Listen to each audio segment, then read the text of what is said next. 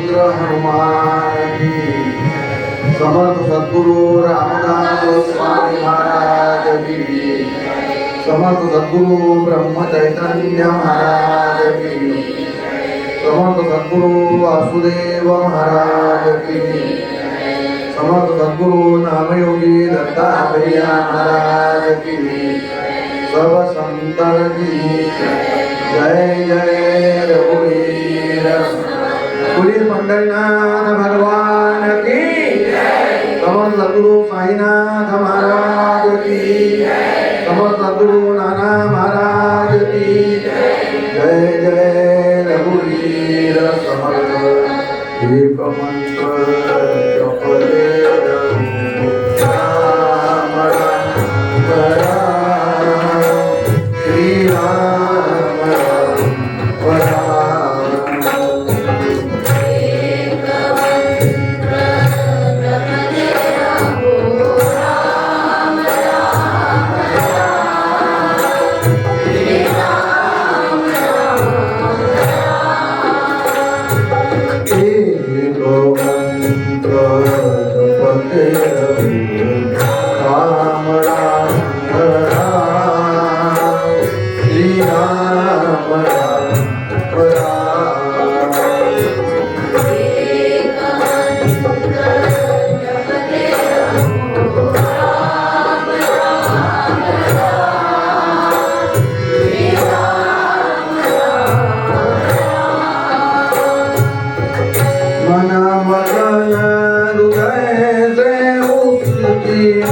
वंदना करो।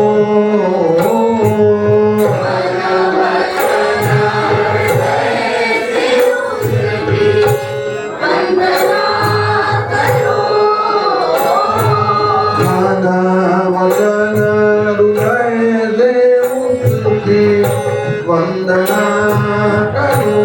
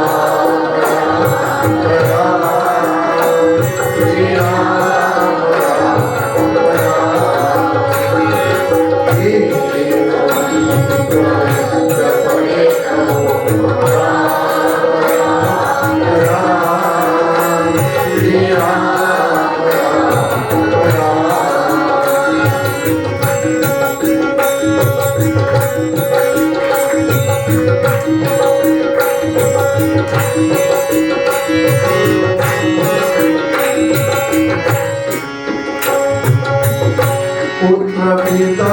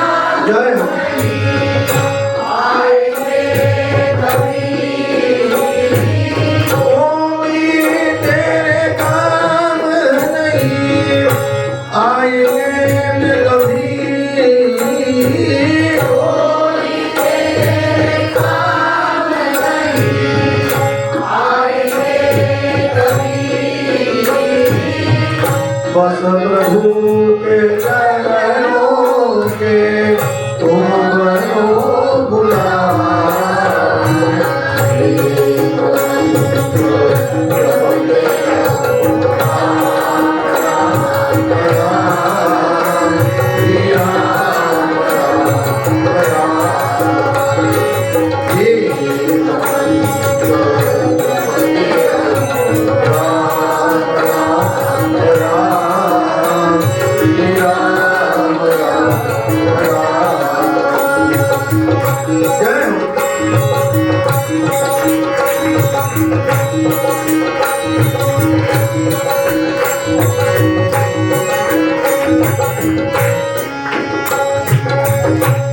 धनुर्धारी अवधमाला नैनों में बसे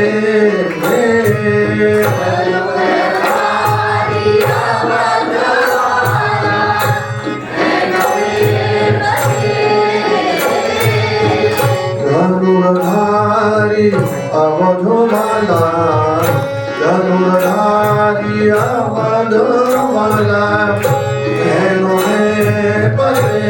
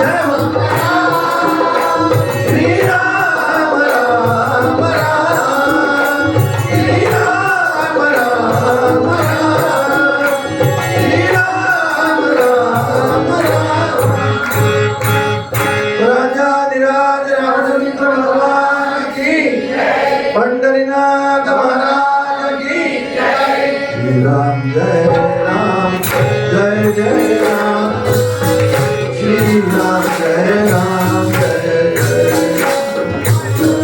हरि बोल।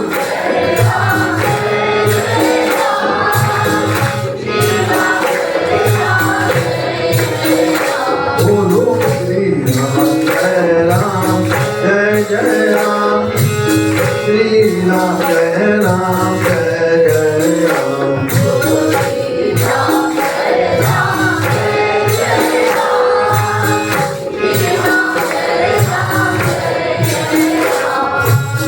श्री राम जय राम जय जय राम श्री राम जय राम जय जय राम श्री राम जय जय राम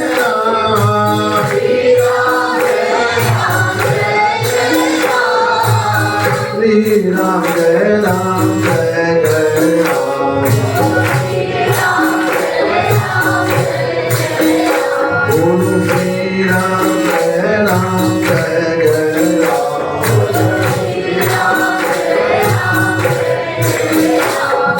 श्री राम जय राम जय जय Ram Shri Ram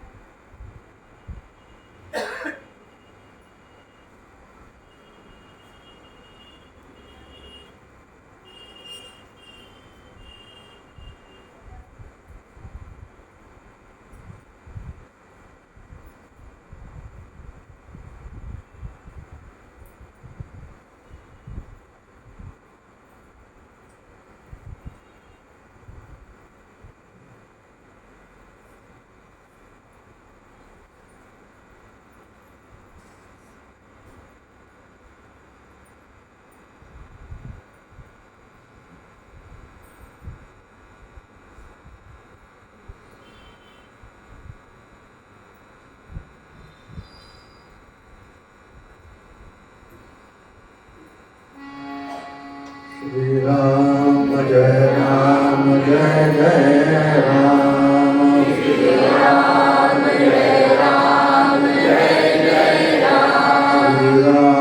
Jai Ram Jai Jai Ram Shri Ram Jai Ram Jai Jai Ram Shri Ram Jai Ram Jai Jai Ram Shri Ram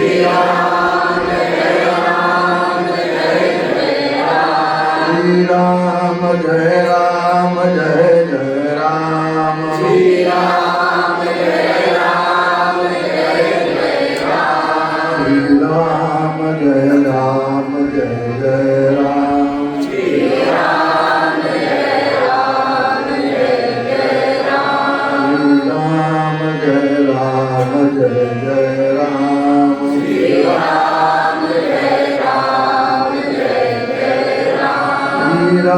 Jai Ram Jai Jai Ram Shri Ram Jai Ram Jai Jai Ram Shri Ram Jai Ram Jai Jai Ram Shri Ram Jai Ram Jai Jai Ram Shri Ram Jai Ram Jai Jai Ram Shri Ram Jai Ram Jai Jai Ram Shri Ram Jai Ram Jai Jai Ram Shri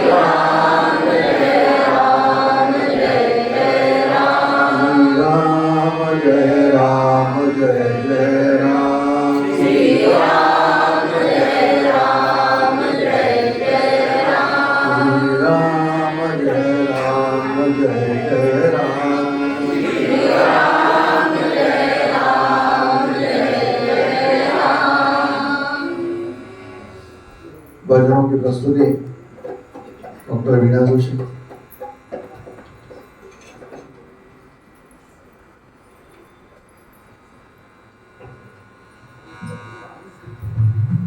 वैभव आहे का? वैभव जी आहे? नाही।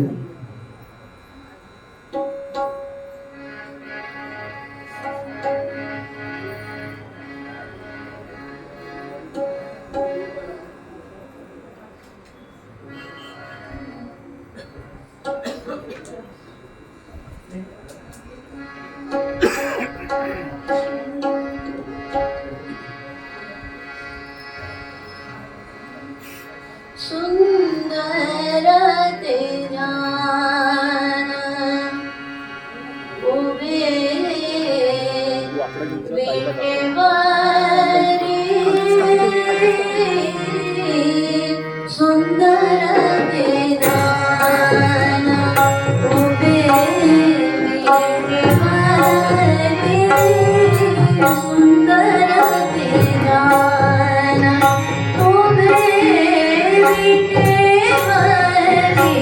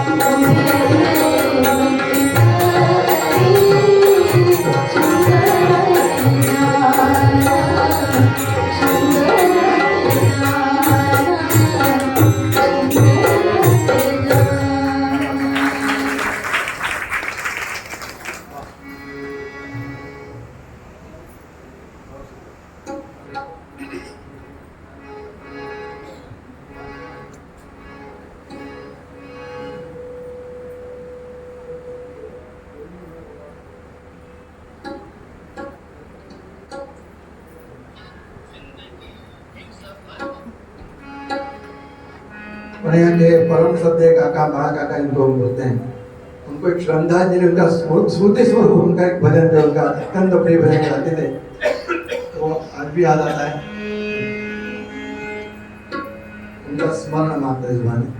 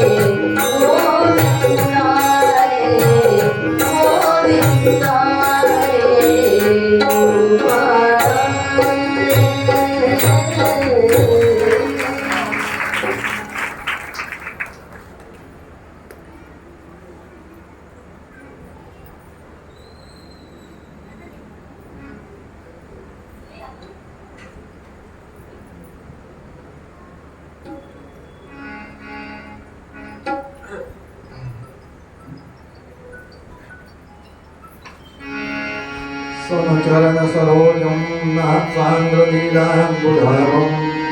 जगन्नीतपाणिं मण्डनं मण्डनं तरुणतुलसीमाला कन्धं कञ्जनेत्रं सदयधवलहासं विठ्ठलं चिन्तयामि जगन्नाथ भगवान् की जय।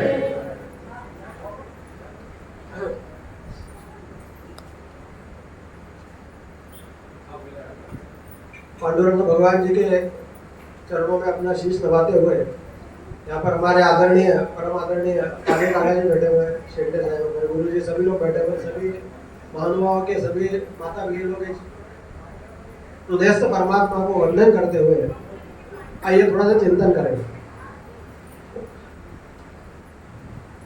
सर्वप्रथम गवांदे परिवार को मुझे लगता है अपन जहाँ लोग बैठे हुए हैं सभी की तरफ से एक साधुवाद, सबका उनका अभिनंदन कि उन्होंने उत्सव के माध्यम से यहाँ पर पंडरी निर्मित की हुई है।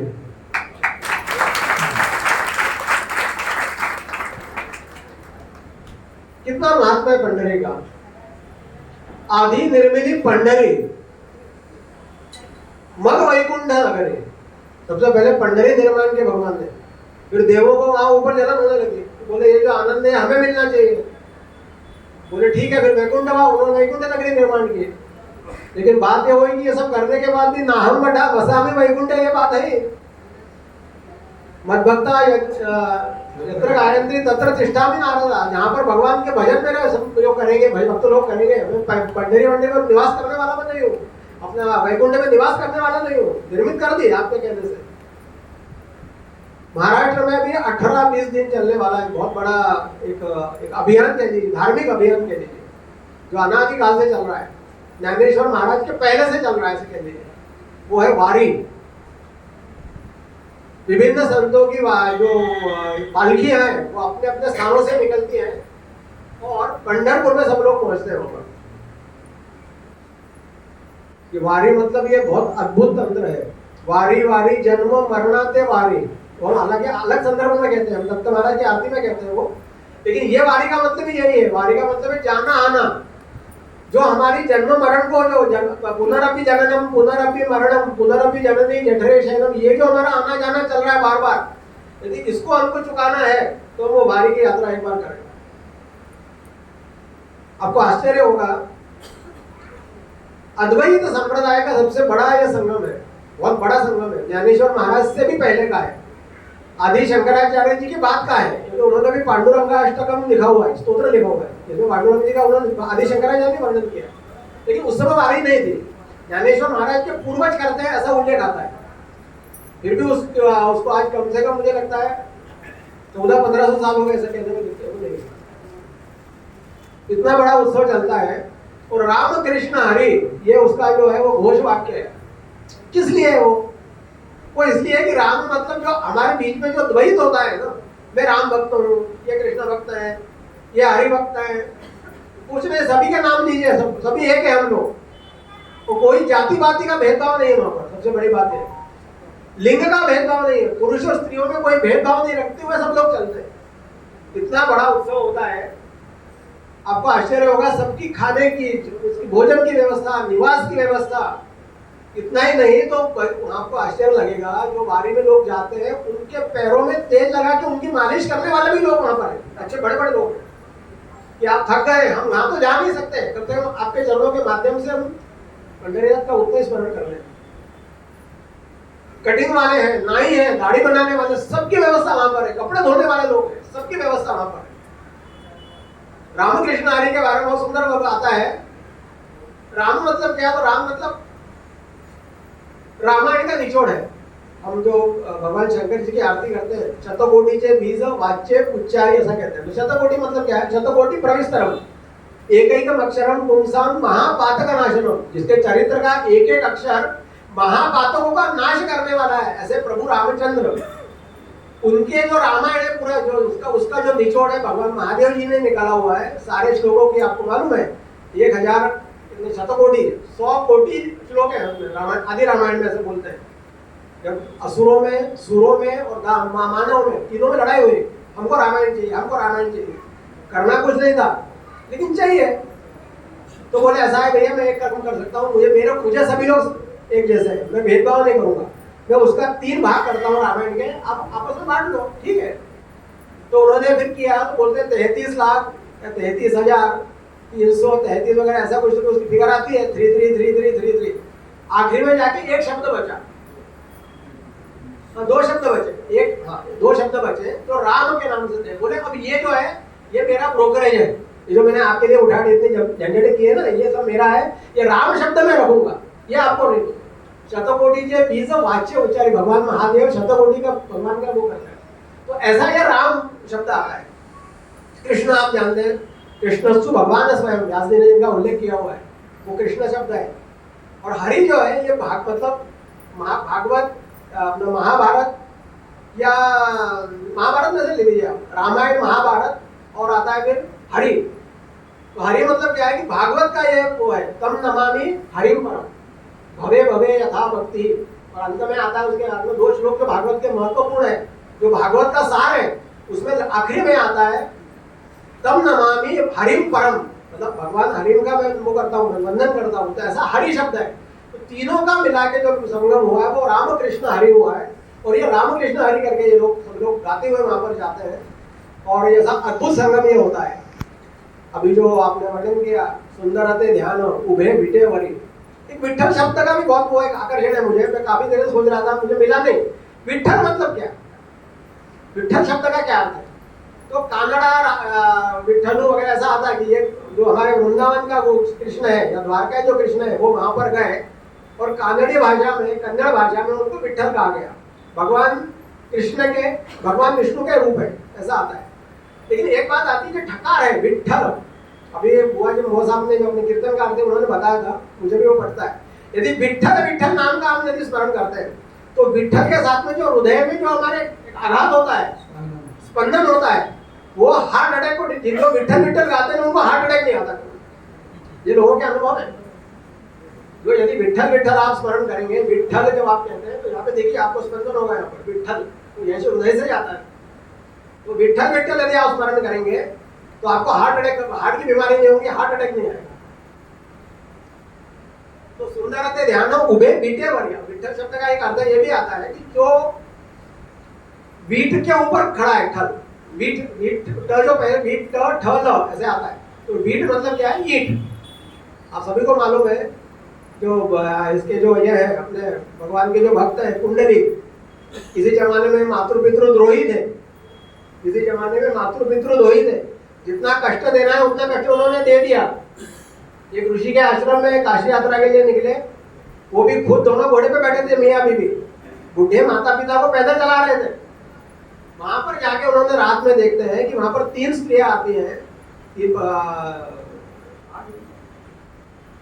3 स्त्रियां आती हैं और वो बुढ़ी है, थकी हुई है, कपड़े मलिन है।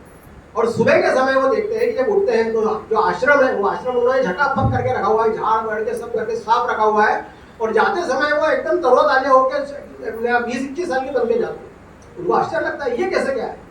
तब उनको मालूम पड़ता है कि नदियां है, गंगा यमुना सरस्वती है, और ऋषि के यहाँ पर ये आई हुई है काय के लिए? उनकी सेवा करने के लिए। क्यों आई है? तो आपको मालूम है कि हम जैसे लोग जो आए दिन यात्राएं करते हैं तो गंगा जाके गंगा में स्नान करते हैं। हमारे जो पाप हम साल भर में इकट्ठे करते हैं वो पाप वहां पर जाके डुबा के आते हैं। तो गंगा जी और इनका समस्या ये है कि ये कहाँ जाए? वो पाप इकट्ठे होते हैं जिनका सेचुरेशन हो जाता है, ऐसा कहने में हरकत नहीं। वो अपने पाप कहाँ डालेंगे? तो उनके लिए ये है कि आप संतों की जिस समय संत आपके इसमें स्नान करेंगे तो आपके सारे पाप धुल जाएंगे और आप पूर्ववत हो जाएंगे। तो ये इससे उनको बोध होता है और उस समय वो कान को हाथ लगाते हैं। वो महाराज जी जो है, मुझे लगता है उनका नाम शायद कुक्कुट ऋषि के आश्रम में जाते हैं वो। उनको वो क्षमा याचना करते हैं कि महाराज जी मेरे से बहुत बड़ा गलती हुई है, मैं माता पिता को बहुत परेशान कर रहा हूँ। बोले ठीक है, जो हुआ सो हुआ, अब आगे से तुम वो करो। तो वो माता पिता की सेवा में रत हो जाते हैं और इतने रत हो जाते हैं कि उस रत की इतनी रति वो देखते हुए माता पिता की, द्वारका के जो कृष्ण है, भगवान कृष्ण, वो वहां पर जाते हैं और उनको आवाज लगाते हैं, कुंडली तुमको मिलने आया हूँ, तुम्हारे माता पितरों की क्या भक्ति से प्रसन्न हूँ। तो बोलते हैं कि आप ठीक है, आप आए हैं, लेकिन मेरे को अभी मुझे समय नहीं है, मेरा उनका समय देने का है। तो क्या करूँ? वो ईट होती है, ईट जो होती है वो ईट ऐसे रखते हैं और उस ईट के ऊपर वो खड़े हुए हैं। युगे 28 बीटे वाले हुआ, वो रहा देख रहे हैं कि तुम अपनी सेवा करो, मुझे जल्दी नहीं है। और इसीलिए उन्होंने समय चरण उस पर रखे हुए हैं, तो जल्दी नहीं है। समय चरण का मतलब एक और होता है, एक ही देवता ऐसी है जिनके समय चरण है। हमारे यहाँ जो भी देवता है ना, क्योंकि सारे देवता आयुधारी हैं, उनको दुष्टों का संहार करना है वगैरह वगैरह, तो उनका एक पैर आगे एक पैर पीछे ऐसा बोलता है, क्योंकि वो हर समय तैयार है भक्तों का संरक्षण करने के लिए। लेकिन इनका ऐसा है कि ये खड़े हुए हैं आराम से, दोनों चरण समाचरण इसलिए है कि जल्दी नहीं है, तुम आराम से सेवा कर लो माता पिता की, फिर मुझसे मिलो। तो कब तक खड़े हैं वो? युगे 28 बीटे वरी हुआ, ऐसा ये वर्णन उनका आता है। समाचरण सरोजम, और ये आता है उसके बाद में सुंदर ध्यान उभे बीटे वरी कर कटावरी ठेवो निया तुलसी हार गरा कासे पीतांबरो। आपको मालूम है कि जो कुंडल है वो मकर कुंडल बोलते हैं। कुंडल उनके गले में, कान में जो कुंडल है वो मकर कुंडल बोलते हैं। तो किस बात के कुंडल है? मकर कुंडल मतलब क्या?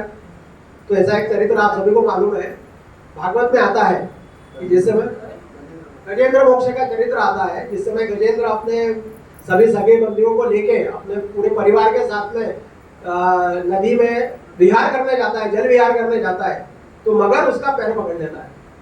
सबको बचाने की पूरी कोशिश करता है, वो सबके लिए चिल्लाता है, लेकिन कोई भी माता पिता का पुत्र पिता बंधु मित स्वार्थ ही सभी, कोई तेरे काम ना आएंगे कभी। उसका अनुभव आता है उसे। अब क्या करूं? वो खींचते रहा है, मगर की जो ताकत होती है वो पानी में बहुत ज्यादा होती है, वो उसको खींचते ले जाता है और अब डूबने वाला है। तो उसी समय एक कमल पड़ा हुआ है, वो कमल सूंड से उठा के भगवान के ऊपर फेंकता है। ऐसा बोलते हैं भगवान ऊपर ही उसको झेल लेते हैं और उसको नकर मतलब मगर उसका नाश करते हैं सुदर्शन चक्र से। तो जिस समय नाश होता है तो बोलता है महाराज जी ये सब ठीक है, अब मुझे आप मुक्त करो। हाथी तो प्रसन्न हो जाता है, लेकिन वो मगर भी कहता है कि मुझे आप ये करो, मुझे मुक्त करिए आप। और तुम कैसे मुक्त होगे? तुम तो दुष्ट हो, तुमने जो मेरा भक्त है उसके पैर खींच के उसको तुम लेके मारने ले जा रहे थे। बोले आप ही तो कहते हैं कि भक्तों के पैर पकड़ो, भक्तों के पैर पकड़ो। मैंने क्या गलत किया? मैंने आपके भक्त का पैर ही तो पकड़ा है ना, मैंने क्या गलत किया है? तो भगवान बोलते खुश हो जाते हैं, ठीक है, बोले अच्छे तुम्हारे वो है। तो उस समय फिर मैंने बोला मैं मुक्त मतलब क्या करूं? तो बोले एक बात और भी है, मुझे मुक्त तो करे है और मुझे मेरी याद तुम्हें रहनी चाहिए हर समय। तो बोले ठीक है, तो उसकी खाल का ये जो मकर कुंडल है, मतलब उसकी खाल के कुंडल बने हुए हैं, वो भगवान ने धारण किया। एक भाव और भी आता है, भगवान के जो हृदय स्थान पर है ना, ऐसा एक व्रण है, व्रण का मतलब एक निशान है। मालूम है क्या वो काय का? भृगु ऋषि ने उनको जो है लत्ता प्रहार किया। भृगु ऋषि हमारे इसमें बहुत सप्त ऋषियों में आते हैं, और शुक्राचार्य जो देखते हुए उनके पिताजी है, ब्रह्मदेव के मानस पुत्र है, और इन्होंने बहुत बड़ा काम, ज्योतिष का बहुत बड़ा काम किया हुआ है। हमारे इसमें जितने भी आधार ग्रंथ है ज्योतिष के भृगु ऋषि ने किए हुए हैं। ऋग्वेद में इनके अनेक मंत्रों का इन्होंने स्पष्टीकरण किया हुआ है, और ज्योतिष शास्त्र के बड़े विद्वान है। तो ये भृगु ऋषि ऐसा सोचते हैं, ये ब्रह्मदेव के मानस पुत्र है, ये सोचते हैं कि ब्रह्मा विष्णु महेश में सबसे बड़ा कौन है? तो बड़ा कैसे मालूम पड़ जाए? तो बोले जो गुस्सा नहीं करेगा, जिसको अहंकार नहीं होगा, जो क्या बोलते हैं अपना राग द्वेष, जिसको मतलब जो नाराज नहीं होगा, वो बड़ा। वो जाते हैं पहले ब्रह्मा देव जी के पास में, ब्रह्मा जी के पास जाते हैं, तो ब्रह्मा जी बोलते हैं आओ। अब कायदे से ब्रह्मा जी के पुत्र है, नमस्कार करना चाहिए, ये कुछ नहीं करते। ब्रह्मा जी नाराज हो जाते हैं। इनको यही चाहिए था, ये चाहते ही है कि मुझे पता तो पड़े कि नाराज हो रहे हो, नाराज हो रहे, ठीक है। फिर जाते हैं महादेव शंकर जी के पास कैलाश पर्वत, वहां पर नंदी बैल जो है वो बाहर खड़े हुए हैं, और कैलाश अपने पति जो है भगवान महादेव और उनकी पार्वती जी वो अंतपुर में है। बोलते अभी नहीं जा सकते, बोले मुझे तो जाना है अभी। तो उनको गुस्सा आ जाता है, बोले यार यहाँ पर भी गड़बड़ है, बोले यहाँ पर ऐसा रोक दो, मेरे जो ऋषि के लिए रोक दो किस बात की, बोले ये भी बात ठीक नहीं है। फिर जाते हैं ये क्षीर सागर में जहाँ पर भगवान विष्णु जी जो है वो वहाँ पर शयन कर रहे हैं, जो अपने ये लक्ष्मी माता जी है वो पैर दबा रही है और ये जाकर उनको बोलते हैं, उनको आवाज लगाते हैं। भगवान ही है वो, उन्होंने आंखें खोली नहीं, तो आंखें खोलते नहीं तो उनको गुस्सा आता है, मैं इतना बड़ा आया हूँ, ये उठ भी नहीं रहे, मुझे कोई रिस्पॉन्स दे नहीं रहे, क्या बात है। तो लत्ता का जो प्रहार है, अपना लात का प्रहार है उनकी छाती पे करते। तो भगवान उठते हैं, भगवान उठ के ना बोलते हैं कि प्रसन्न होते हैं, हंसते हैं, बोले आपने किया, बोले महाराज मुझे क्षमा करें, मैं चाह रहा हूँ कि जरा आपको मेरे जो हृदय पे पैर मारने से आपके एड़ी में कोई तकलीफ तो नहीं है, आपके पंजे में कोई आपके पंजे में आपके पैर में कोई तकलीफ तो नहीं, मैं पैर दबा देता हूँ।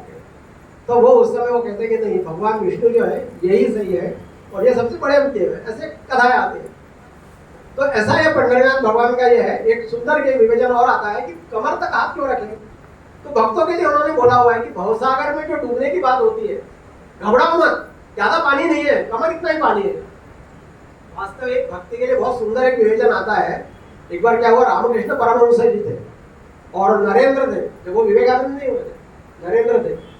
और ऐसे होते उस समय उन्होंने क्या किया कि बोले नरेंद्र एक बात बताओ मुझे, देखो ऐसा समझो कि एक घट है, घट मतलब मटका है, और मटका जो है वो अमृत से पूरा भरा हुआ है। कितना भरा है, इतना भरा है कि अब जरा भी एक बूंद भी डालेंगे तो झलकेगा, इतना भरा हुआ है। और तुम जो हो वो भूंगा हो, भूंगा मतलब भौरा हो, भौरा होता है ना, तो भौरा हम लोग ऐसे बैठता है, वो भौरा हो तुम, और तुमको वो जो ये अमृत है वो प्राशन करना है, बताओ कैसे करोगे। नरेंद्र बोले इसमें क्या बड़ी बात है, बोले मैं ऐसा करूंगा, उसका जो अपना ये है ना, जो मुंह है घट का, वो घट के मुंह के ऊपर बैठ लूंगा। भूंगे के क्या होता है, 5-6 ऐसे पैर होते हैं और एक सूंड जैसा एक अवयव होता है जिससे वो सकिंग करता है, चूसता है।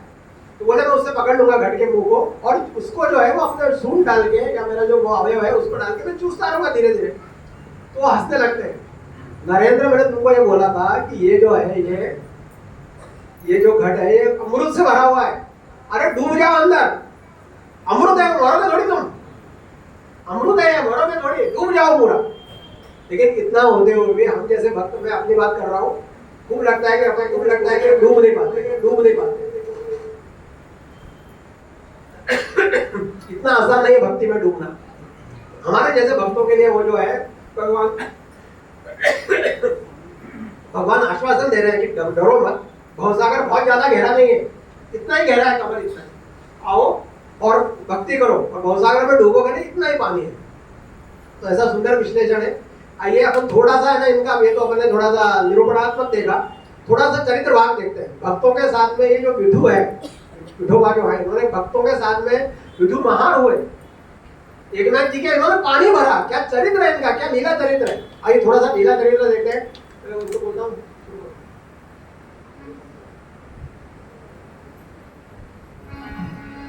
अभी थोड़ी सी प्रकृति अस्वस्थ होने के कारण इस प्रकार की व्यवस्था की गई है, और कथा ये निरूपण हो गया, अब थोड़ा सा चरित्र भाग कथा। अभी ज्येष्ठ भ्राता श्री बोले, परम श्रद्धेय काका है, उनको प्रणाम करता हूँ, और उनके कहने में आया विट्ठल विट्ठल कहने से हार्ट स्ट्रोक जो है वो नहीं होते। यदि ऐसा है तो अब श्री राम जय राम करना क्या बंद कर दें? कंफ्यूजन क्षमा करें, यहाँ पर बैठे बैठे जो चिंतन है काका है उनके मन में, असल में सारा खेल भाव का है। इसका जो प्राण है नाम का, वो केवल और केवल भाव है। विट्ठल और राम भेद ही नहीं है, तो क्या राम नाम से क्या हार्ट ऐसा होगा क्या कि उससे मृत्यु है? ऐसा नहीं होता। हाँ, वहां सवाल वारकरी लोगों का, और यदि शहर, हमारी समस्या क्या है, शहर लोगों की जो समस्या है, पढ़े लिखे लोगों को ही वो हार्ट अटैक ज्यादा आता है। बोले पंडरीनाथ भगवान की समस्या इस बात की है, वो उसमें प्रामाणिकता है उनकी, उनका जो भाव है पक्ष, पढ़े लिखे लोगों के साथ में भाव, वो भाव खाते हैं, और वो भाव सहित गाते हैं, ये फर्क है दोनों में। भाव खाना और भाव सहित गाना। भाव सहित गाओगे तो कहां से आएगा मुझे बताइए। भगवान को यदि अपने हृदय में विचार लोगे तो हार्ट को बीट कम न ज्यादा करने की कहां स्कोप है मुझे बताइए। और उनकी वो प्रामाणिकता है। गांव वाले लोग, किसान लोग, हमारे आज भी जो गांव के लोग हैं, विद ड्यू रिस्पेक्ट कह रहा हूं, क्षमा करें, हमसे कहीं अधिक प्रामाणिक है, हमसे कहीं अधिक भाव है, हमसे कहीं अधिक जो है उनका प्रेम परमात्मा करती है। हमारा नहीं है ऐसा भी नहीं कह सकते, लेकिन उतना नहीं है ऐसा कहने में मुझे कोई संकोच नहीं हो रहा। और इसका जीता जागरण उदाहरण इसीलिए, वो जो नाम जिन्होंने लिया उस प्रामाणिकता से साथ में लिया, कुछ नहीं करना पड़ता, भगवान नाम, भगवान नाम ही केवलम, कलौ तत् हरि कीर्तना। एक क्षमा कीजिएगा, पंढरीनाथ भगवान के जितने भी भक्त हुए उन्होंने केवल और केवल नाम लिया और अपना जो भी स्वकर्तव्य था वो भी पूरा किया। हमारे यहाँ संत की कल्पना क्या होती है? संत मतलब फुल टाइम रिटायर्ड, वो संत, वो पीठाधीश्वर, महामंडलेश्वर नहीं। पंढरीनाथ के जितने भी भक्त हुए, जितने भी, अंडरलाइन कीजिएगा, सबने अपना स्वकर्तव्य किया है। वो माली हुआ तो उसने माली किया, भगवान को वहां आना पड़ा, मैं नहीं जाऊंगा कहीं। संत तुकाराम वैश्य थे, बाबूलाल जी दुकान चलाते थे, वो तुकाराम महाराज। सेना नहीं थे, गौरवा कुम्हार थे, और तो और नरहरि सोनार थे, सब भगवान विठल के नाम पर। अपने भगवान अपना जो स्वकर्तव्य है, अपना जो स्वधर्म है, अपनी जो दुकानदारी है, उसको छोड़ के कहीं नहीं गए और अपनी दुकानदारी के साथ में एक ही करते रहे, विठल विठल विठल विठल। इसलिए हमारी जो कुछ में हमको स्वधर्म मिला है, स्वकर्तव्य मिला है, चाहे ऑफिसेज हो, हमारे काका श्री के लोग जो है खुद स्वयं जो वहां पर इंजीनियर थे, सरणी पावर प्लांट में पूरा सर्विस की, दत्ता काका ने पूरी सर्विस, कोई बाधा नहीं आती। केवल हमारा स्वकर्तव्य करते हुए हम प्रामाणिकता से नाम दें, बस इतना ही। पंढरीनाथ के भगवान भक्तों ने ये किया है, और भगवान के भक्त ऐसे नहीं हुए। एक तो भक्त हुए, आपको आश्चर्य होगा, उनका नाम था मालो पंत। कौन थे वो? बिदर के बादशाह के दरबार में स्वयं प्रधानमंत्री थे, प्रधानमंत्री, सब कुछ अधिकार उनके पास में था। और हुआ क्या? अकाल पड़ा, अकाल पड़ा, देखा नहीं गया। क्षमा कीजिए, दूसरी कथा बता रहा हूं। दामाजी बंद हो गया शुरू, दामाजी बंद सुना नाम? हाँ, अकाल पड़ा, क्षमा कीजिए, प्रधानमंत्री थे, और प्रति वर्ष उनका कर्तव्य था कि वो भगवान के पंढरीनाथ की वारी को जाते थे। वारी कभी चूके नहीं, कितनी भी सर्विस हो, कुछ हो, छुट्टियां भी उस हिसाब से वो मैनेज करते थे। छुट्टियां यदि मैनेज की जाए तो समय पे छुट्टियां मिलती हैं। हमारा दुर्भाग्य ऐसा होता है कि सब समय छुट्टियां मिलती है, शादी में मिलती है, ब्याह में मिलती है, गुरु पूर्णिमा को छुट्टी नहीं रहती, रामदास स्वामी को छुट्टी नहीं है, पंढरीनाथ के उसको उत्सव को छुट्टी नहीं। अरे वो छुट्टियां शादी में हमें जब मिल सकती है छुट्टियां, तो भगवान पंढरीनाथ के उत्सव में क्यों नहीं मिलती? क्योंकि मैनेज नहीं करते। ये सेकेंडरी में आता है, वो प्रायोरिटी में जाता है, क्षमा कीजिए। तो वो हर वर्ष भगवान पंढरीनाथ की वारी करते थे, और भगवान पंढरीनाथ की वारी में एक पद्धति, प्रधानमंत्री थे, छुट्टियां मिलना आसान नहीं था। बिदर के बादशाह को चिट्ठी लिखते थे, चिट्ठी लिख दी, खाविंद प्रति वर्षानुसार वारी आ गई है, 7 दिन के लिए मैं अब जाऊंगा, यहाँ की व्यवस्था चार्ज दूसरे को दिया जाए। दुर्भाग्य ऐसा रहा कि इन्होंने चिट्ठी लिखने के बाद जब खाविंद दरबार के पास में आई, बादशाह के पास में आई, कुछ चांडाल चौकड़ी थी जिनसे ये देखा नहीं जाता था। इनका जो वैभव था, इनका जो ऐश्वर्य था, जलने वाले लोग उस भी थे, उस समय भी थे। और उन्होंने रात्रि के समय में उस बादशाह को मध्य प्राशन कराया, और उस मध्य प्राशन के बीच में उस चांडाल चौकड़ी ने कान भर दिए कि खाविंद ये जो जा रहे हैं ध्यान रखना, ये जाने के बाद इन्होंने छल कपट के साथ जो है जा रहे हैं, किसे क्या हो रहा है? कुछ नहीं, ये जाएंगे और अपने ऊपर आक्रमण करेंगे, इन्होंने और बादशाहों से हाथ मिला लिए, वो बादशाह ये चले जाएंगे, इनका चार्ज समाप्त हो जाएगा और दूसरे बादशाह हमारे राज्य के ऊपर आक्रमण करके हमसे हमारा जो सिंहासन है वो छीन लेंगे हमारा। तो खामिद ने पूछा फिर क्या किया जाए, छुट्टी रद्द कर दो। वो तो दारू के मस्ती में था, मद्य प्राशन किए हुआ था, उसने जो है उस लिया चिट्ठी और सैंक्शन न करते हुए क्रॉस कर देंगे, छुट्टियां सैंक्शन नहीं। इन्होंने कहा खामिद इतने वर्षों से हमारी परंपरा है, पिताजी से चली आ रही परंपरा का, तो हमने इतने सालों से छुट्टियां मिली, कभी आपने मेरे प्रति आपके मन में कुछ भी नहीं आया और ये ऐसा पहली बार तो हो रहा है कि आप मना करें, कारण तो बताइए। बादशाह के इसके संबंध थे, दिन में बादशाह नॉर्मल थे, आप देखते हैं दिन में सब नॉर्मल हो जाता है तो फिर भूल जाते हैं, तो दिन में नॉर्मल थे बादशाह। उन्होंने कहा बात तो सही है, कारण तो बताइए। बादशाह ने कहा देखो मेरे कान पे इस प्रकार की चर्चा आई है कि आप जो है जाओगे और आक्रमण होने वाला है, खामिद उसकी व्यवस्था मैं कर दूं तो यदि तुम इस प्रकार की व्यवस्था कर दो तो तुम जा सकते हो। ठीक है मैं करता हूँ। कुछ दिन थे, 5-6 दिन बचे हुए थे, 6-7 दिन। इन्होंने जो है अपने जितने भी मांडलिक राजे थे, अंतर्भूत जितने भी राजे थे, छोटे मोटे जितने राजा थे, उनको चिट्ठियां लिखी, अपने दूत दौड़ाए और उनको कहा भैया इनको चिट्ठियां देना और उनके जवाब लेके आना। उसमें लिखा हुआ था खबरदार यदि कोई भी मेरे पीठ पीछे, मैं जाता हूँ हर प्रतिवर्ष वारी में जाता हूँ, आषाढ़ी एकादशी के पंढरपुर में जाता हूँ, आपको मालूम है, और यदि मेरे पीठ पीछे यदि कोई आक्रमण करता है तो ध्यान रखना मैं जितना संत वृत्ति का हूँ उतना मेरे आपने आक्रमक वृत्ति नहीं देखी, मैं आपको दिखा दूंगा, पूरा आपके राज्य न तहस नहस कर दूंगा। चिट्ठियां आ गई कि खामिद हमने तो कभी आपका सरीका जो हमको मालिक मिला हुआ है इतना संत प्रवृत्ति का, कि हमने तो कभी स्वप्न में भी आपके बारे में कोई बुरा नहीं सोचा। वो चिट्ठियों की सारी फाइल बनाई, फाइल ली, अब दूसरे दिन निकलना है, तीसरे दिन निकलना है, ये स्थिति है, नहीं तो नहीं निकले तो छूट अपनी बारी छूटी। और वो फाइल लेके बादशाह के दरबार में आए कि खामिद ये देखो ये फाइल है, सारे मांडलिक राजाओं से मैंने ले लिया है, लिखित में ले लिया आश्वासन कि कोई भी आक्रमण नहीं करेगा, आप चिंता मत कीजिए, ठीक है जाओ। और राजा रात्रि के समय में इस चांडाल चौपड़ ने फिर से उनके कान भरे, खामिद आपने उनको सैंक्शन कर दी, छोड़ लियो? हाँ कर दी। मालूम है आपको कि अरे ये खुद आक्रमण करने वाले हैं, ये बारी बारी कहीं नहीं जाने वाले, ये बहाना बनाएंगे और स्वयं आक्रमण करेंगे उन राजाओं के साथ मिलाकर। फिर क्या करूं? अरे नजर कैद करो, कल सुबह निकल जाएंगे, वो नहीं मिलेंगे। रात्रि के समय में, मध्य रात्रि के समय में मध्य प्राशन किया हुआ बादशाह, और इसने ऑर्डर निकाल दिए कि रात्रि के समय उनको नजर कैद किया जाए। इतना बड़ा वो बंगला पूरा, क्योंकि प्रधानमंत्री का बंगला, उस बंगले को जो है चारों तरफ से नजर कैद कर दिया गया। मध्य रात्रि के समय में इन्होंने पूछा, बाहर देखा तो पहरा लगा हुआ, पहरेदारों से पूछा भाई क्या बात हो गई?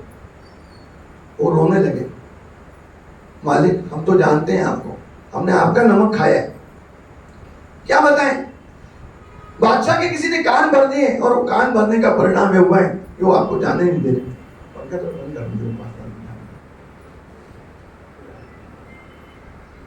वो जाने नहीं दे रहा, दुख हुआ।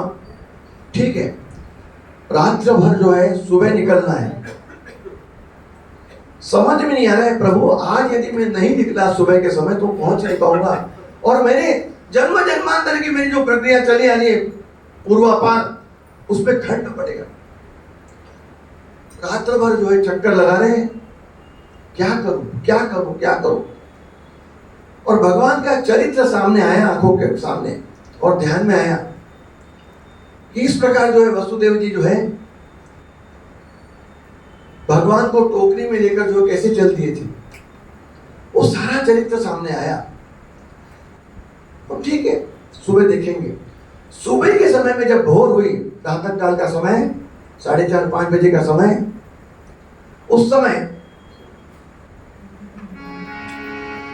इनका माली नियमित, इसका नियम था कि 4:30-5 बजे के समय भगवान के फूल एकत्रित करके तोड़कर डलिया में लेकर इनको ला के देना और अपना काम करके फूल अर्पण करके निकल जाना।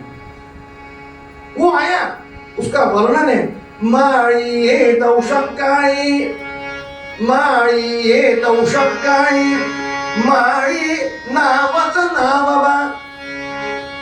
माळी उसका नाम था नावबा। वो आया, टोकरी में फूल लेकर आया, फूल रखे, उसको देखा और जो भगवान का चरित्र आंखों के सामने चल रहा था, एकदम ददामि बुद्धि योगंतम, भगवान कहते हैं बुद्धि योग मैं देता हूं अर्जुन। एकदम क्लिक हुई बात। क्या? माली को पास में बुलाया, नावबा तुम्हारा मेरे ऊपर कितना प्रेम है? प्रभु कैसा प्रश्न पूछ रहे हैं? आप कहेंगे तो इस खाल के जूते भी बनाकर पहना सकूं तो भी कम है। आपके लिए मेरा यदि शरीर काम में आ जाए तो इससे बढ़कर और क्या हो सकता है? सच बोल रहे हो? सच बोल रहा हूं। नावबा आलिंगन दिया। नावबा तुम्हारी सख्त जरूरत है, बोलो मालिक बोलिए। नावबा तुम्हारा जो पोशाक है वो मुझे दो, तुम्हारे जो वस्त्र है मुझे दो, और तुम मेरे वस्त्र में यहां रहो और मैं निकल रहा हूं। ध्यान रखना, कुछ भी हो सकता है। खाविंद ये शरीर तो अर्पण होगा, वो पंढरीनाथ को ही तो होगा, इससे ज्यादा क्या होगा? आप तो निकलिए बस। नावबा के वस्त्र मालो पंत जी ने पहने, प्रधानमंत्री ने माली के वस्त्र पहने और अपने वस्त्र उस नावबा को पहना है और कहने लगे कि नावबा इसे पता नहीं चलना चाहिए, इसी प्रकार से रहना।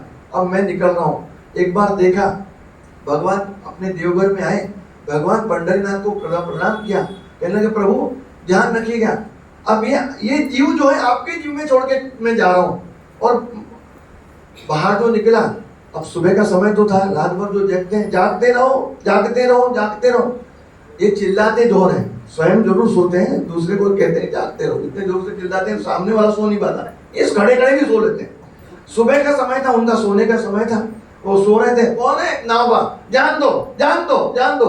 नावबा के विश्व में वास्तविक जो मालो पंत थे, प्रधानमंत्री जी थे, वो निकल पड़े और जाके वारी में शामिल हो गए। जय जय पांडुरंग हरि, जय पांडुरंग हरि, जय पांडुरंग हरि, जय पांडुरंग हरि,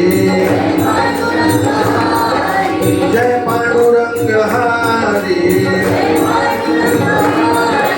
जय पांडुरंग हरि, जय पांडुरंग हरि, जय पांडुरंग हरि, जय पांडुरंग हरि, जय पांडुरंग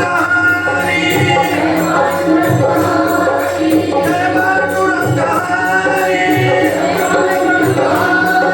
जय पांडुरंग हरि, जय पांडुरंग हरि, जय पांडुरंग हरि। कुंडली गवर्धय हरि, श्री ज्ञानदेव पंढरीनाथ भगवान की। आषाढ़ी एकादशी का दिन है। भगवान का नाम और नाम, इसका जो प्राण है भाव है, और विठ्ठल भक्तों ने केवल भाव सहित नाम ही है। नाम में वो ताकत है। कभी कभी मुझे दुख होता है, आजकल कुछ क्लिपिंग्स आती हैं और सस्ती लोकप्रियता अपनाने के लिए सबसे बढ़िया प्रक्रिया है कि बड़े बड़े संत जो हमारे प्रेमानंद जी महाराज सर के लोग हैं, जो नाम का पथ प्रदर्शन कर रहे हैं, नाम का क्या कहते हैं, प्रचार कर रहे हैं, प्रसार कर रहे हैं, उनके अगेंस्ट में क्लिपिंग बनाना। सस्ती लोकप्रियता सबसे सुलभ साधन है, सस्ती लोकप्रियता। इससे क्या होता है? उससे क्या होता है? अरे होता है मतलब किया ही नहीं तो होता कैसे? भगवान का नाम जिन्होंने लिया, भगवान विठ्ठलनाथ जी के जितने भी भक्त हुए, नाम ही लिया। ये आषाढ़ी एकादशी के दिन वहां है, नंबर लगा, थोड़ा शॉर्ट में ले रहा हूं, समय की मर्यादा है। भगवान के दर्शन किए,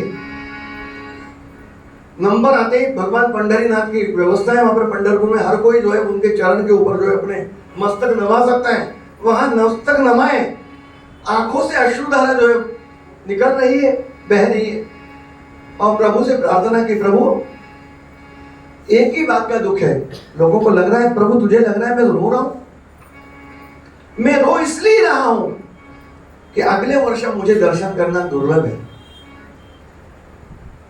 जानता है क्यों? अब मैं यहां से जाऊंगा और मेरी वहां पर बादशाह क्या गत बनाएगा, ये शरीर रहेगा ही नहीं। पर प्रभु एक जाते जाते तुझसे इतनी प्रार्थना है, क्या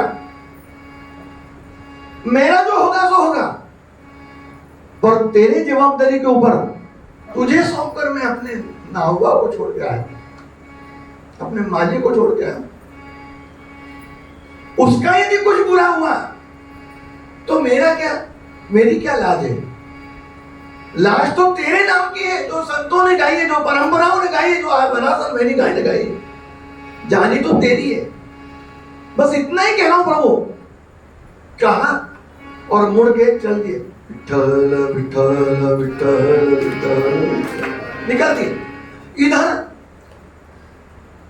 जो काम वाली बाइयां थी उनको पता चला कि नावा है यहां पर, मालिक तो निकल गए, माली है घर में, और उन्होंने अपने पति से कहा, नाथ खुशखबरी, क्या? अरे वो तो निकल गए। कहां निकल गए? पंढरपुर में। यहां कौन है? माली है, नावा है, नौकर है। क्या कह रही हो? हाँ, कान भरी है, आप उनके इनाम मिलेगा, लाखों रुपए मिलेंगे इस न्यूज के लिए। और वही हुआ, बादशाह के कान भरे कि खाविंद आप किस पर है? मैंने आपसे ने कहा था कि वो आक्रमण कराने वाले हैं। आज तक आपकी उन्होंने बात मानी और अब की इस बार उन्होंने बात नहीं मानी, निकल गए, वो आपके शब्द को टाल गए। क्या मजाल है उनकी कि आपने शब्द को डाला है, और वही होगा आक्रमण। रात्रि के समय में वो बादशाह मत जब प्रासाद में जो धुंध था, उसने कहा ऐसा, चलो अभी के अभी बुलाओ उनको। भोर हुई और देखते ही देखते देखते मैं स्वयं जो है माधव पंत का जो बंगला है, दीवान खाना है, उसको तोफ के जो है हवाले करूंगा। लाओ तोफ को लाया जाए। हमारे यहाँ का जैसा राजवाड़ा है वैसा राजवाड़ा भरा हुआ, और हमारे यहाँ कहावत है, इस प्रकार के कोई कौतुकवती यदि होता है तो भीड़ अपने आप हो जाती है। रामधुन में तो व्हाट्सएप पे बताना पड़ता है कि आज आना है, लेकिन यदि इस प्रकार की कोई घटना भी बाहर हो जाए तो किसी को कोई व्हाट्सएप पे बिना बताए भीड़ एकत्रित हो जाती है। वार्ता च कौतुकवती विमला च विद्या, भीड़ एकत्रित हो गई, सुबह का समय है, और एकत्रित भीड़ में तोफ जो है वो उस दिशा में जो उस तोफ का मुंह लगाया गया। दीवान खाना है, 2 मंजिला दीवान खाना है, ऊपर चिलखत के पर्दे हैं, बादशाह स्वयं तोफ के ऊपर खड़े हैं, मैं स्वयं दूंगा। और इतने में बादशाह ने देखा ऊपर की तरफ, ऊपर दीवान खाने में वहां बैठते थे मानो पर, बादशाह ने देखा कि चिलखत का पर्दा किसी ने दूर किया है।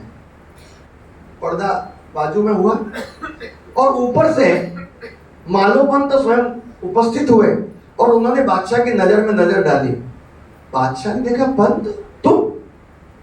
ऊपर से मुजरा किया, खाविंद, त्रिवार मुजरा। पंत तुम यहां? खाविंद, जब आपने नजर कैद मुझे डाल दिया था, आपने मना कर दिया था, आपको कैसे लगा कि आपके शब्दों को डालकर मैं वहां निकल जाऊंगा? क्या कह रहे हो? सत्य कह रहे हो। कैसे जाऊंगा? नजर कैद बैठाई आपने, मना कर दिया मुझे आपने, कभी आपके शब्दों को डाला है?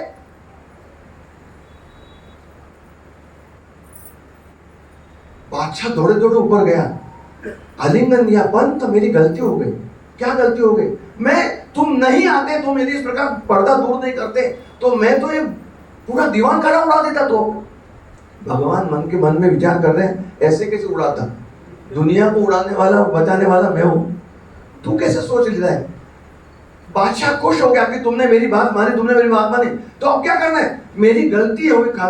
उस समय के मुसलमान लोगों की खाविन की घटना सुनिएगा, इतिहास साक्षी है।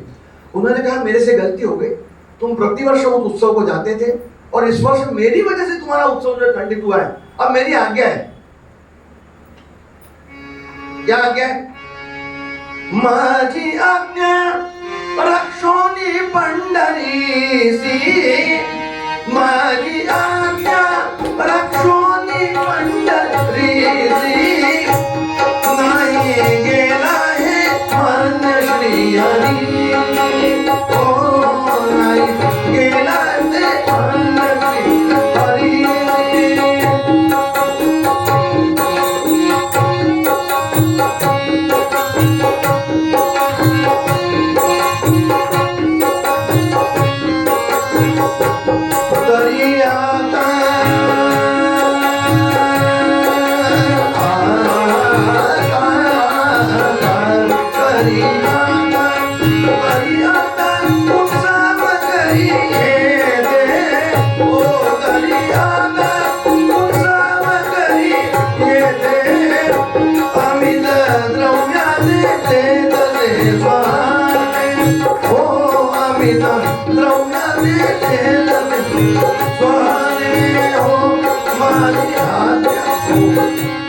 मेरी आज्ञा मानकर आप नहीं गए, मेरी आदेश है, मेरी आज्ञा है, यही उत्सव करो, यही उत्सव करो, कोष को मुक्त करो। स्वयं के कोषागार मुक्त कर दिए और यहाँ ठाट बाट से उत्सव करो। भजंत्री बजने लगी, शहनाई बजने लगी, टेंट डाले गए, देखते देखते उत्सव प्रारंभ हुआ। अब प्रारंभ हुआ, इतने में वो जो वास्तविक हमारे मालोपंत थे वो पंढरपुर से निकले थे। वो इस गांव के, अपने बिदर के गांव की जो सीमा, उस सीमा पर आए।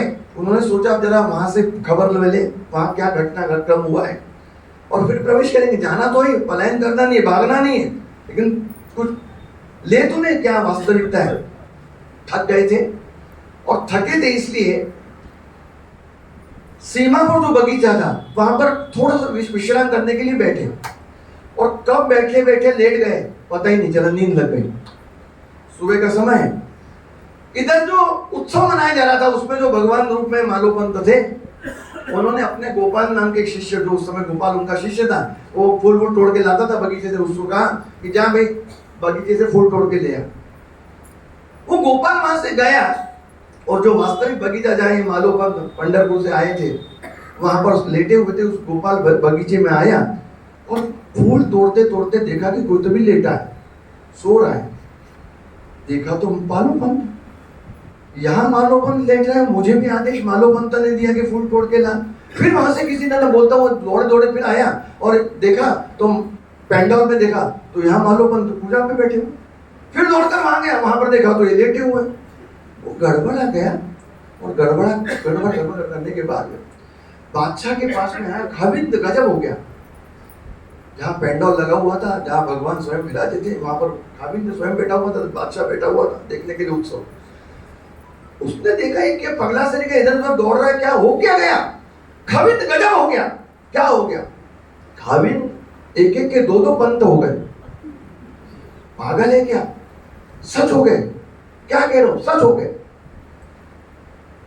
खाविंद का हाथ पकड़ा और पकड़कर बादशाह को लेकर वो गोपाल उस बगीचे में गया। सीमा पार के बगीचे में गया, देखा तो पंत लेटे हुए। बादशाह ने पूछा पंत रोने लगे। खाविंद मेरी गलती हुई। अरे क्या गलती हुई? तुम तो यहाँ हो। नहीं खाविंद, क्या कह रहे हो? हाँ चलो मेरे साथ। बादशाह ने उस पंत को पकड़ा, मालोपंत को पकड़ा बगीचे से और लेकर यहाँ पर आए। पेंडॉल में जैसे ही आए वहां तक देखा भगवान जो है वहां तक अभिषेक कर रहे थे। भगवान ने सोचा दुनिया भर के नाटक किए, कभी चक्की चलाई, सब कुछ किया, डिलीवरी भी की, पर आज तो बड़ा ही, आज अपनी स्वयं की पूजा करना है। स्वयं की मूर्ति लेकर, स्वयं को लेकर जो अभिषेक भगवान कर रहे थे। भगवान ने देखा कि मालोपंत आ रहे हैं, भगवान ने सोचा अपना रोल समाप्त हो गया। भगवान अंतर्धान हो गया। बादशाह जो अंदर आया मालोपंत को लेकर होगा, यहाँ थे, यहाँ थे, यहाँ थे। कहाँ थे? पंत कह रहे यहाँ थे। नहीं खाविंद, ऐसा हो नहीं सकता। बादशाह रोने लगा। अरे यही थे, मालोपंत ने क्या कह रहे, मालोपंत को पकड़ लिया, कहने लगा प्रभु पंत मुझे दर्शन दो, मुझे दर्शन दो। पंत रोने लगे, पंत कहने लगे प्रभु इस बादशाह को तो अपने दर्शन दे दिए, ये कह रहा है मैं था मैं था मैं था, मैंने क्या पाप किया। वो पंत जो वो बादशाह चिल्लाने का प्रभु प्रभु प्रभु डेढ़ तेरी सूरत की छवना, डेढ़ तेरी सूरत की छवना, न्यारी सूरत की छवना।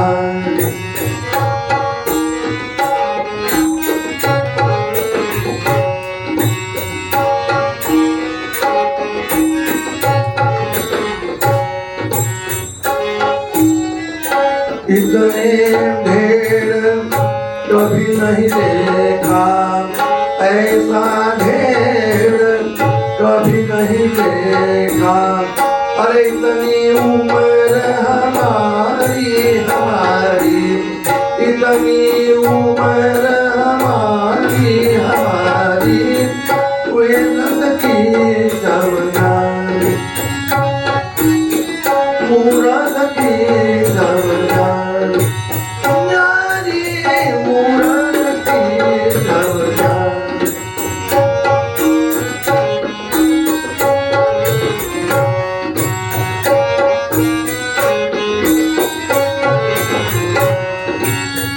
बादशाह रोने लगा, मालोपंत को गिड़गिड़ाने लगे, मालोपंत क्या बताऊं, मालोपंत को भाग बड़ा है, मालोपंत को भाग बड़ा है। जय हो।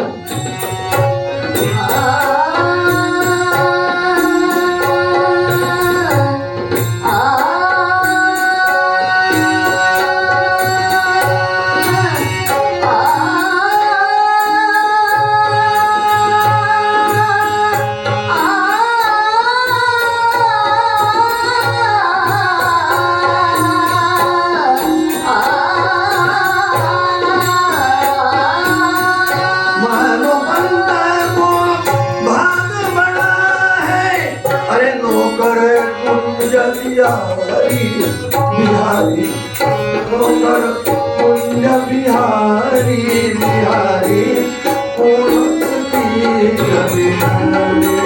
न्यारी मूरत की छवना, न्यारी मूरत की छवना, मूरत की छवना, मूरत की छवना। भगवान प्रकट हो गए, भगवान ने दर्शन दिए। केवल और केवल सहारा क्या है, क्या साधन है? सारे संतों के चरित्र उठाकर देख लीजिएगा, साधन एक, भगवान नाम भगवान नाम भगवान नाम। इसलिए प्रभु से प्रार्थना करते हैं, सभी से प्रार्थना करते हैं, जितना भी प्रामाणिक रूप से हम भगवान नाम ले सके, निश्चित लीजिएगा उसके रिजल्ट निश्चित हमको मिलते हैं। इतनी प्रार्थना करते हुए, अपनी वाणी को विराम देते हुए, अंतिम जो है चरण प्रस्तुत करते हैं। बोलो सीता राम राम, बोलो राजा राम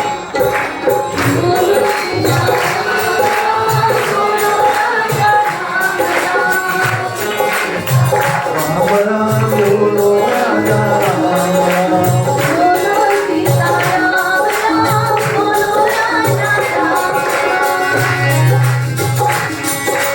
बोलो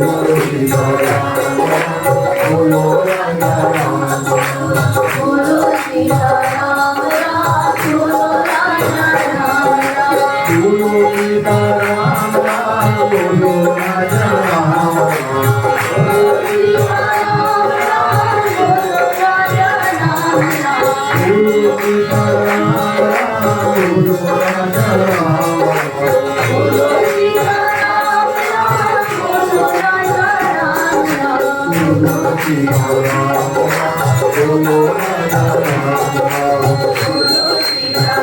राम।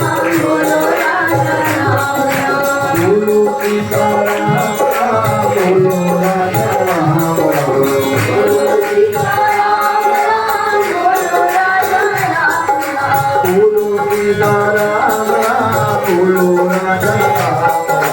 बोलो सीता राम राम। बोलो राजा राम राम।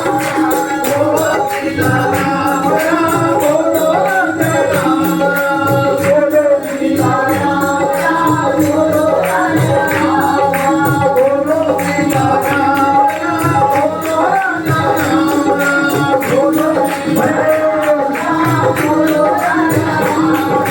बोलो सीता राम राम, बोलो राजा राम राम। बोलो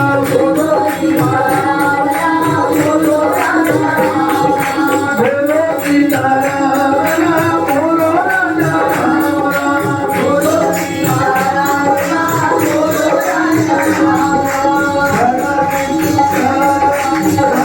राम, बोलो राजा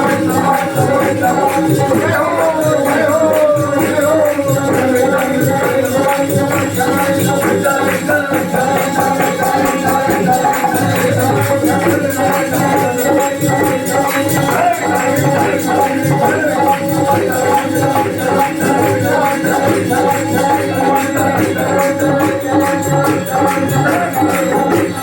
राम। बोलो राजा राम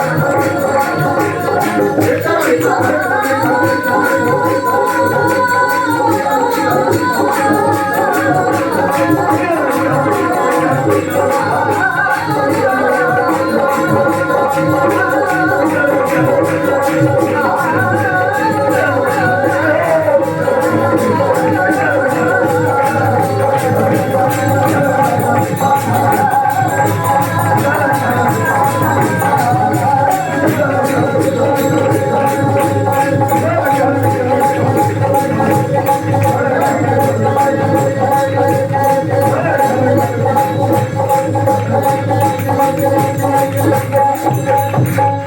बोले पंढरीनाथ